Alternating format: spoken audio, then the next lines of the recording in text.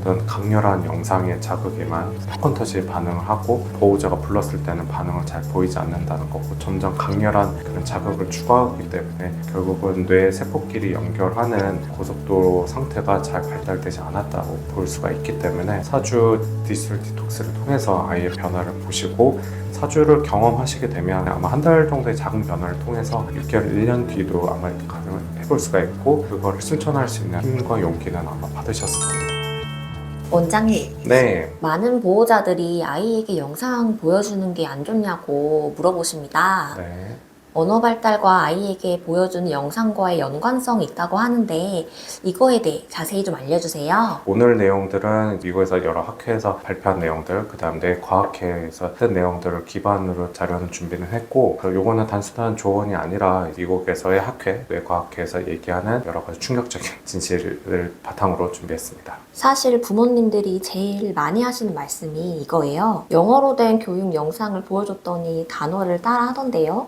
이게 언어 발달에 도움이 되는 거 아닌가요? 그건 언어를 배웠다는 표현보다는 그냥 단순히 따라했다라고 보시는 게 좀 좋을 것 같은데, 왜냐하면 언어라는 거는 결국 상호작용이 중요한 거고, 탁구처럼 이제 공이 왔다 갔다 하면서 사실은 발달이 돼야 되는 건데, 대부분 영상을 통해서 배운 것들은 이제 단순하게 이렇게 따라한 거에 불과하기 때문에 언어를 발달했다고 보기는 좀 어렵긴 하고요. 결국은 상대방이 어떤 반응을 보여준다고 했을 때 그게 언어 발달이 되면서 뇌가 사실 발달되는 게 키포인트긴 합니다. 하지만 영상을 봤을 때는 그런 반응들이 한쪽 방향으로만 되기 때문에 아이가 물론 소리는 따라할 수는 있다고는 할 수 있긴 하겠지만 뇌가 발달하기는 어렵다고 볼 수 있습니다. 아, 영상이 소통이 아니라 그냥 수동적인 관찰이 되는 거네요. 네, 맞습니다.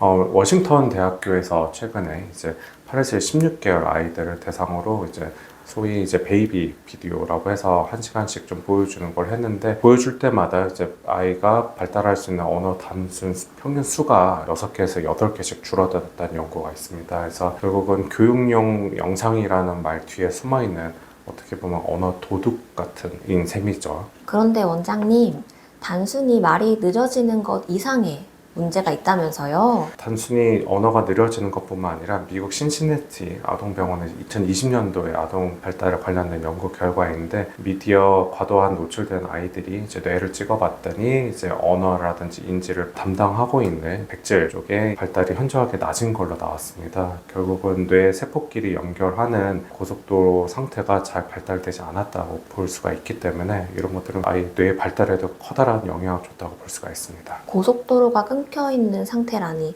그래서 아이들이 소리에 반응이 없고 자기 세계에 갇힌 것처럼 보이는 걸까요? 요즘은 이제 흔히 말하는 팝콘 브레인이라는 표현을 많이 쓰긴 하죠. 이제 어떤 강렬한 영상의 자극에만 팝콘 터치에 반응을 하고 보호자가 불렀을 때는 반응을 잘 보이지 않는다는 거고, 점점 강렬한 그런 자극을 추구하기 때문에 팝콘 브레인이라고 하는데, 그런 경우에는 이제 뇌 자체도 그런 자극적인 영상에 중독됐을 가능성도 굉장히 배제할 수는 없습니다. 그럼 이제 어떻게 해야 할까요? 영상을 이미 아이에게 많이 보여줬는데 지금이라도 영상을 끄게 되면 다시 돌아올 수 있을까요? 네, 맞습니다. 영상은 지금 오늘 당장 끊으시면 됩니다. 왜냐하면 아이는 뇌 가소성이라는 거 있기 때문에 지금부터 또 새롭게 발달할 수 있는 그런 가능성이 있기 때문에 영상을 끊으라고 하는 거고, 영상을 단순히 끊는 것만으로는 아마 해결은 되진 않고 그 빈자리를 채워줄 수 있는 상호작용을 주고받기를 시작을 해야 됩니다. 주고받기는 구체적으로 어떻게 해야 되는 걸까요? 주고받기는 아까 뭐 테니스나 탁구 경기처럼 공이 왔다 갔다 하는 그런 방식을 얘기를 많이 합니다. 아이가 물이라고 했을 때 보호자가 웃으면서 왜 목이 마르니? 뭐 이렇게 얘기하고, 그럼 아이가 다시 또 고개를 끄덕인다든가 어떤 반응을 보이면서 대답을 하게 되고, 보호자는 구체적으로 대답을 얻기 위해서 찬물을 원하는 건지 따뜻한 물을 원하는 건지 이런 식으로 좀 더 구체적으로 되고, 아이가 또 생각하는 과정을 겪어서 자기가 물을 많이 원하는지 적게 원하는지 이런 식으로 계속 대화라는 게 핑퐁 하면서 아이가 원하는 것들에 대해서 좀 더 구체적으로 접근하는 그런 방식을 얘기할 수 있는데, 이제 이런 과정을 통해서 아이는 가소성을 통해서 뇌가 발달할 수 있기 때문에 언어적인 부분도 발달할 수 있습니다. 그럼 지금 당장 실천할 수 있는 솔루션이 있을까요? 솔루션은 이제 저희가 흔히 말하는 이제 디지털 디톡스를 4주 정도는 해보라고 말씀드리는 부분들이고, 첫 번째는 이제 4주 동안 모든 미디어를 한번 끊어보세요. 대부분은 보호자분들이 집안일이나 다른 것 때문에 이제 영상을 보여주는 경우들이 있는데 TV든 패드든 배경음악 같은 것도 다 끊어보세요.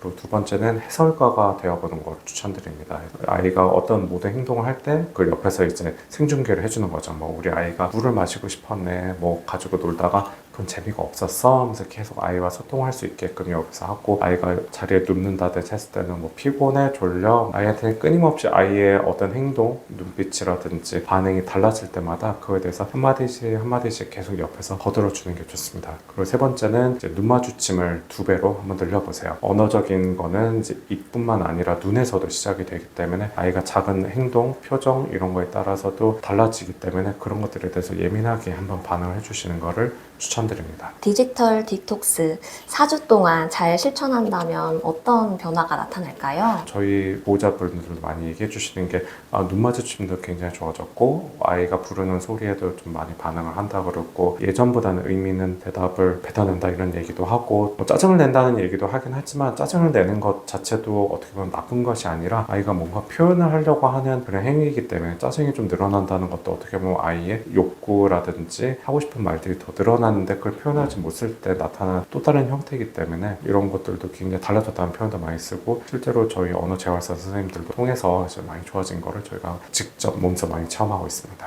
오늘 말씀을 듣고 내가 너무 무지해서 우리 아이를 힘들게 했나 이렇게 좀 죄책감 느끼시는 부모님들도 많으실 것 같아요. 네, 맞습니다. 뭐 진료실에 오셔가지고 이제 우리 아이는 벌써 몇 개월인데 이미 너무 늦은 거 아닌가요? 이렇게 걱정하시는 보호자분들도 많이 있긴 합니다. 하지만 이런 영상을 보고 있다는 것만으로도 아마 저희 보호자분들도 아이를 생각하는 그 마음이 있기 때문에 지금부터 실천해 주시면 되고, 저는 항상 뭐 한 달이라도 빠르게 일단 실천해 보라고 말씀드리긴 합니다. 그래서 아까 말씀드렸던 4주 디지털 디톡스를 통해서 아이의 변화를 보시고 4주를 경험하시게 되면 사실 남아있는 6개월이나 1년 동안 이제 많은 변화들을 이미 예고편을 보시는 부분들이기 때문에 아마 한 달 정도의 작은 변화를 통해서 6개월, 1년 뒤도 아마 가능을 해볼 수가 있고, 그거를 실천할 수 있는 힘과 용기는 아마 받으셨을 겁니다. 그래서 많은 보호자분들이 고민만 하지 마시고 저는 이제 병원에 와서 진료도 보시고 전문가들과 함께 상의를 해서 아이가 발달할 수 있게 옆에서 많이 도와주시면 될 것 같습니다. 많은 보호자분들께서 아이의 영상 시청에 대한 고민 많이 하고 계신데 관련해서 오늘도 좋은 말씀 감사드립니다. 네, 감사합니다.